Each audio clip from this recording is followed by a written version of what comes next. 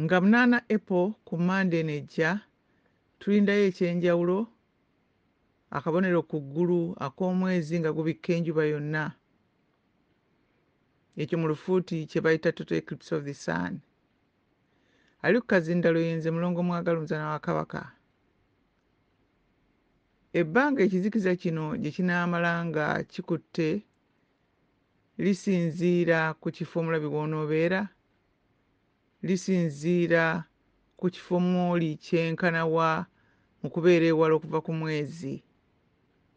Ebifo ebisinga okulaba ng'omwezi gubisse omusana ebbanga eddene byebyo ebiri okumpi n'omwezi nga biri wala okuva ku musana. N'olwekyo mu bifo ebimu kino ekizikiza kijja kumala eddakiika ezisukka 4, ate awalala bagenda kukiraba okumala eddakiika 1 oba 2. Abakugu mu bintu bino be bawa amawulire gano era batutegeezezza nti e Buganda tetujja kukiraba ekizikiza kino, naye Baganda baffe abali mu America ne Canada bo bali mu kkubo lyakyo, era abakugu bano bakituumye dda the American total eclipse of the sun. Naye jjukira America kyekifo ye Ssemazinga esingamu mu muwendo gw'Abaganda abangi abali ku mawanga. Ekyo kukyogera tetutegeeza nti abalala tetubafuddeeko, naye guno omukutu gulubirira okutunuulira buli nsonga n'okulaba ngeri ki gyekwatamu ku ggwanga Buganda, nga n'ekigendererwa kwe kwetereeza n'okulaba engeri gye tutwalamu eggwanga lyaffe mu maaso.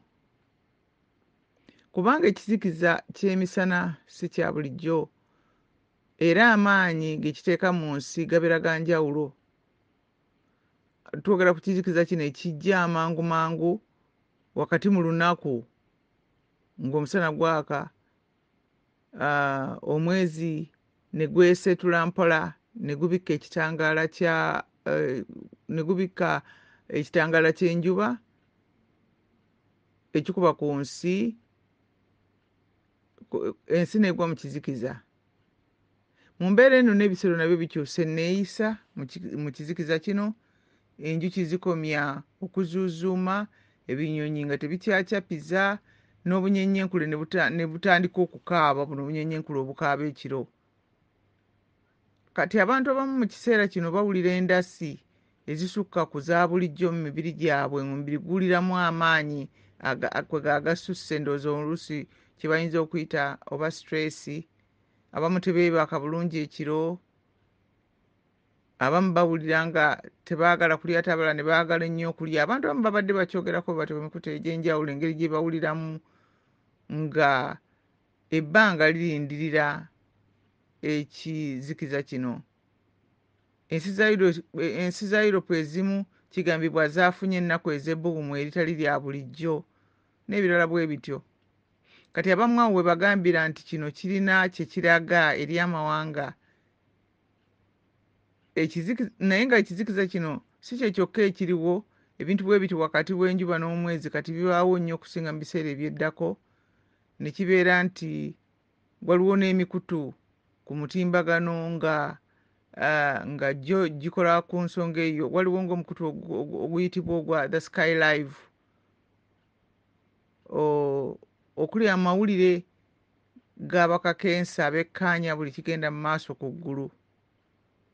Anti kati bw'oddako ate mu kitabo ekitukuvu mu Bayibuli, abayigirizwa bwe baabuuza Yesu lw'alidda ensi eryoke erabe enkomerero yaayo, yagamba nti muliraba obubonero ku ggulu, omusana, omwezi n'emmunyeenye.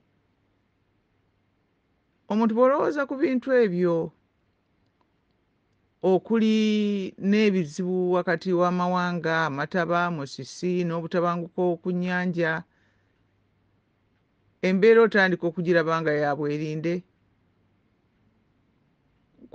Kasita omuntu weewa obudde n'obirowoozaako byonna n'obikuŋŋaanya n'obiraba, kubanga ate kaakati ebifaawa n'ebifaawa byonna tubiraba ku mutimbagano, essaawa zennyini ze bibaawo na biki ebiba bitambula ku byo, kwegamba tikituwa obudde okusobola okugoberera ebintu nga bino n'obiraba nti mu butuufu byonna bw'obigatta wamu olaba nti waliwo enkyukakyuka ezijja ne mu mawanga. Abaganda abamu be nayogeddeko nabo bwe batyo mu mbeera ey'okutulamu okwogera naye nga mukubaganya ebirowoozo naye nga buli omu kwegamba gy'oyinza okuyita mu lufuuti freestyle, nga bagamba nti olw'okubanga obukwasi bw'abaddu n'obuwambi bw'ekikolooni byava mu nsi ezo, obudde okukwata mu nsi ezo ne buta kibeera kiraga nti bennyini abantu b'omu bitundu ebyo baalaba omusana ate waakiri abamu ku bo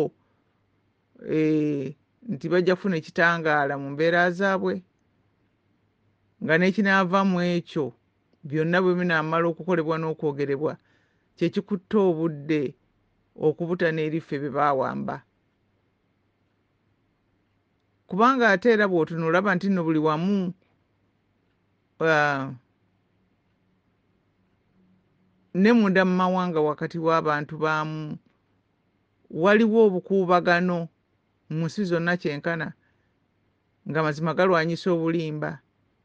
Olutalo lugenda mu maaso wakati w'amazima n'obulimba, naye mpozzi kye tulina okujjukira wadde nga abalaguzi bangi era boogera bingi, naye gwe bagamba nti atuuka essaawa yonna Yesu ye yagamba nti tewali alimanya lunaku oba ssaawa.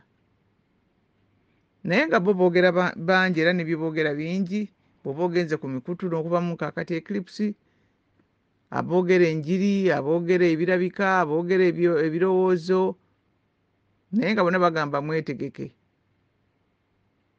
Ne bw'otandisuubidde ku kikolo ogenda okulaba nga balina kye boogera. Nze ŋŋamba nti mu buli ngeri era kituyamba okwemanyiiza okweyisa obulungi wakati waffe, kubanga bwe tutyo tubeera tutereeza eggwanga lyaffe.